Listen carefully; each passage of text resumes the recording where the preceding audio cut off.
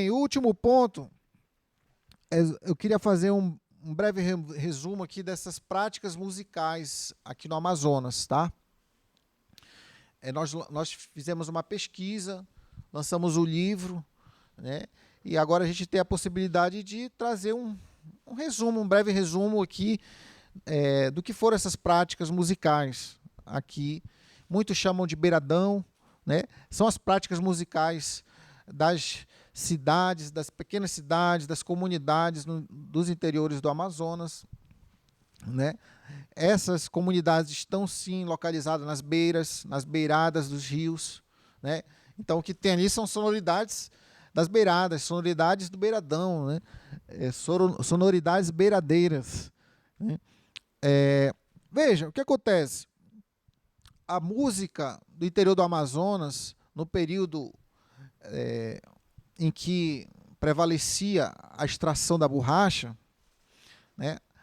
Aí do final do século XIX até início do XX, você tinha música que era feita dentro dos seringais, que era uma música muito simples, muito rudimentar. Era uma música que refletia a própria precariedade dos seringais. Então não tinham muitos instrumentos disponíveis, né? Quando tinha um instrumento já era suficiente para fazer a festa da noite toda, né? E era assim que acontecia a música dentro dos seringais. Claro que os seringueiros, grande parte imigrantes nordestinos, eles traziam as suas referências culturais, as suas músicas, né? O forró sempre foi uma música presente, né, na vida dos amazonenses.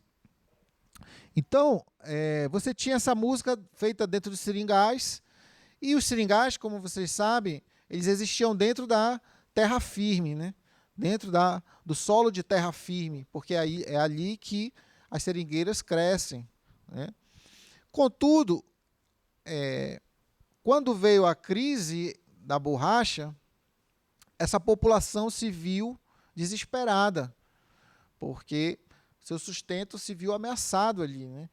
E aí o que aconteceu foi que, para não morrer de fome dentro dos seringais, uma vez que a demanda externa pelo produto estava diminuindo, para não morrer de fome, ocorreu ali um deslocamento populacional importante, né, que foi um deslocamento interno ao Amazonas. Isso ocorre entre os anos 20 e 30, né, logo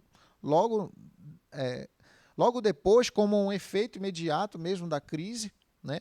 Então, essas populações que viviam dentro dos seringais, dentro da terra firme, elas vão se deslocar para onde? Elas vão se deslocar para as beiradas de rios, justamente para as margens dos rios, que é a área que nós conhecemos como várzea, que são áreas mais alagadas, né? Áreas mais apropriadas, inclusive, para a agricultura, né? Nós sabemos que dentro dos seringais praticamente não tinha agricultura, né? A roça era praticamente inexistente devido ao foco, à concentração de extração da seringa, né? Pois bem, essa população ela sai dos seringais, né? E vai se concentrar, ela vai se deslocar e vai começar a inchar essas pequenas comunidades, esses pequenos municípios, né? E aí vai acontecer algo muito importante aqui na história do Amazonas, né? Antes, os seringais praticamente não se comunicavam, não tinha tanta interação entre os seringais, entre as pessoas, os trabalhadores seringueiros. Mas, a partir desse momento, essa população vai, pela primeira vez, criar formas de sociabilidade em comum, vai criar laços, né, a partir de vários procedimentos, de várias práticas sociais, como os esportes, principalmente futebol, mas também como as festas de santos, né, vão ser muito importantes nesse momento, né? Então, essa população ela vai começar a se relacionar, ela vai começar a conviver de uma forma mais forte, né? E aí que a música vai aparecer com muita força, porque aí, nesse momento, a gente já está aí nos anos 30, 40, né? Você já tem o quê? Você já tem aí o início das rádios, a rádio começa a aparecer, né? Essa população do interior, ela vai começar também a ter uma vinculação maior com Manaus, né? Então, isso tudo vai acontecer aí nos anos 30 e 40.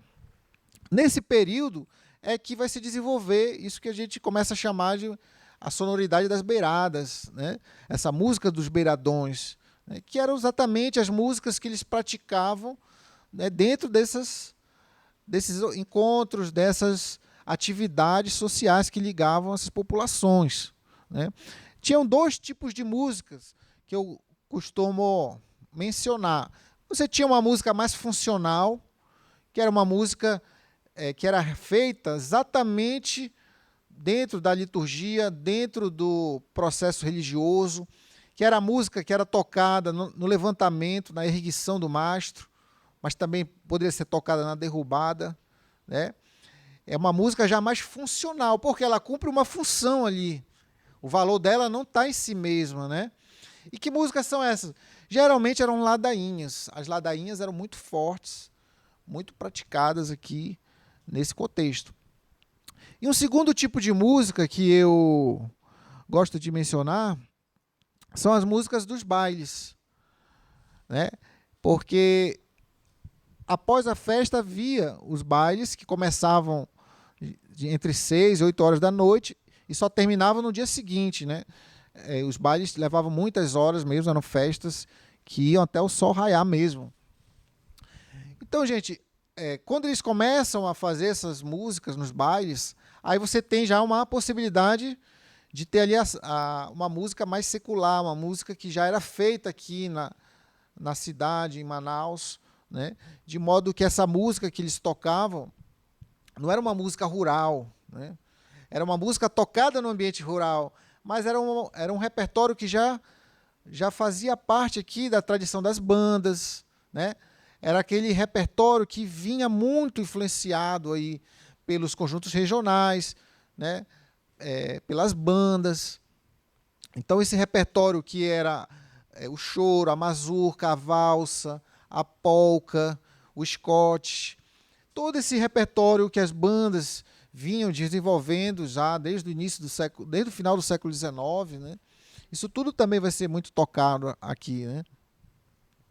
Então veja, contudo, o repertório era muito amplo, né? Eles tocavam um repertório amplo de diferentes estilos musicais, né? Não era só um estilo ou um ritmo, não, era uma miscelânea, era um conjunto. E cada momento esse repertório mudava com certeza, né? Então, eles tocavam muito samba, muito choro, marchas, né? Muito frevo, né?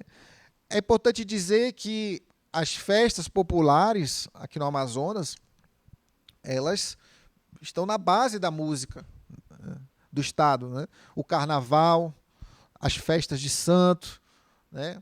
A festa de São João, que é muito celebrada, né? Então, foram também essas festividades populares que ajudaram a dar essa identidade da música do Amazonas, né? Pois bem, como eu falei, né,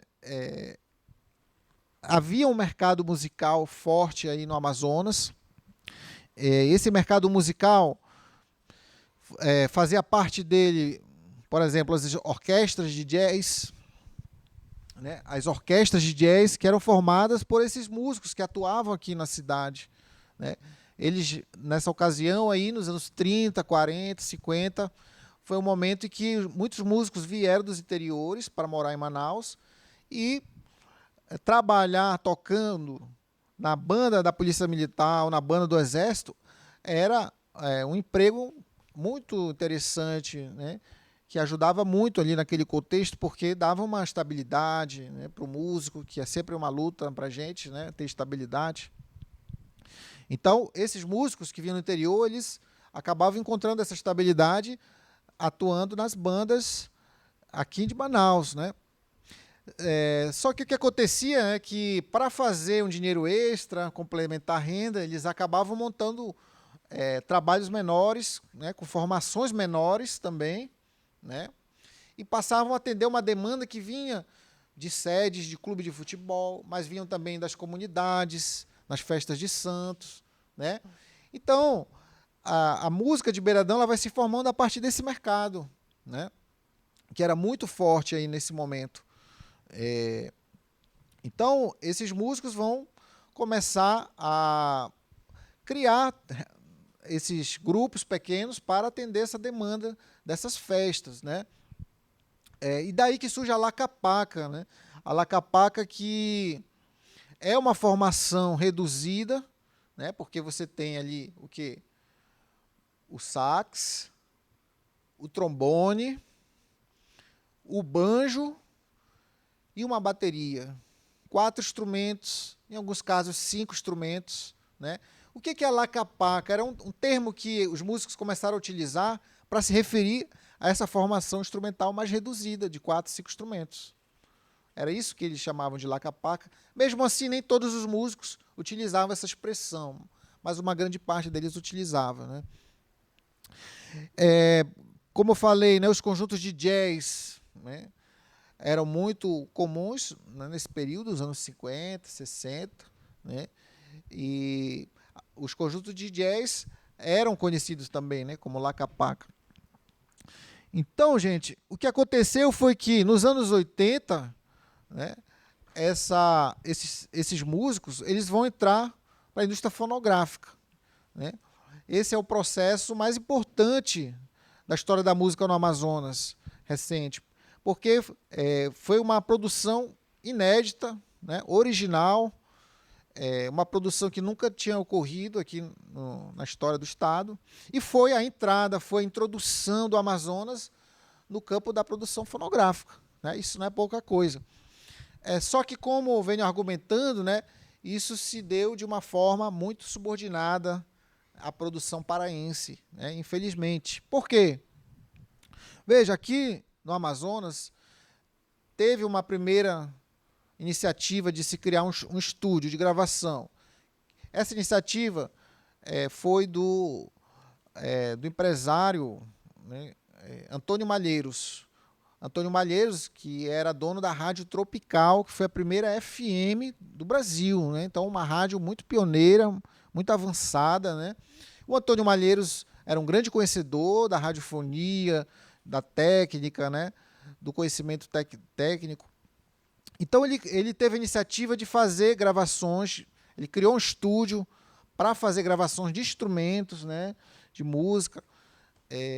Ele chegou a fazer algumas gravações ali no início dos anos 80, né? Eu já tenho conversado aí com vários músicos que gravaram lá com ele, né? Mas o que eu descobri é que a maior parte das gravações não foram bem sucedidas, não tiveram o resultado esperado, uma qualidade muito aquém, né, das expectativas, e os músicos decidiam não lançar aquelas gravações no mercado, né?